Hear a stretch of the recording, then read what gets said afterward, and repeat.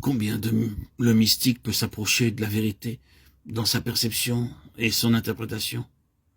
Quelle chose merveilleuse peut voir l'imagination même dans la Bible? Quel tressaillement de crainte, d'admiration, d'extase peuvent émouvoir un auditoire ou une assemblée sous l'effet de la puissance d'une âme? Et il est possible que tout cela ne soit qu'un monde faux, sans résultat divin ou éternel. Tout cela peut ne satisfaire que cette vie terrestre, la tirer de sa monotonie, et tout finit là. Dans quel monde artificiel nous vivons?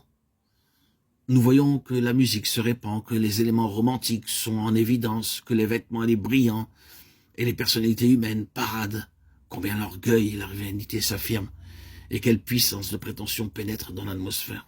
Oui, un monde artificiel. Nous y avons été et nous connaissons les réactions qui viennent ensuite. Oh, combien tout est vide, combien tout est vain, un fruit de la mer morte. La tragédie dans ce mélodrame, c'est que c'est là la vie véritable pour beaucoup. Ce monde de l'âme, c'est une imitation du diable. Tout y est faux, où que nous nous trouvions associés à la religion ou ailleurs.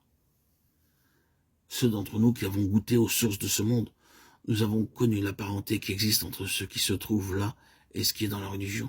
En ce qui concerne la nature de l'âme, ce n'est qu'une différence de royaume, mais non de nature.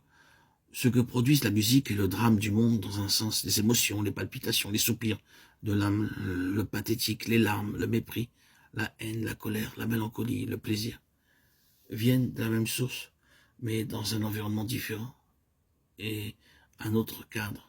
Et le fait est que ces sensations passent sans que l'on ait fait un seul pas en avant. Une musique un peu meilleure, un autre prédicateur, un lieu moins familier, quelques émotions nouvelles stimuleront peut-être nos âmes. Mais où en sommes-nous après tout? Combien Satan doit rire derrière son masque? Oh, à voir la réalité de l'éternel. Oh, que les hommes puissent comprendre que tandis qu'une âme élevée et cultivée qui possède un sens développé de ce qui est beau et sublime quant à ce qui touche à ce monde, est infiniment préférable à une âme sordide.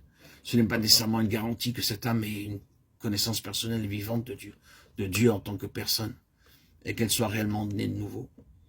L'occultisme, le pouvoir de voir plus profondément que les autres, de sentir ce que les autres ne sentent pas, de saisir ce qui est abstrait, de toucher des forces invisibles, ce n'est pas la spiritualité dans le sens divin. Le domaine de l'âme est complexe et dangereux, et il peut sauver beaucoup d'hommes hors d'eux-mêmes, mais pour les plonger dans une ruine morale, mentale et physique, où il n'y a plus aucune espérance. Lorsque nous prions pour le réveil, soyons bien certains de ce que nous désirons et prenons garde aux moyens que nous employons pour le susciter ou l'accomplir.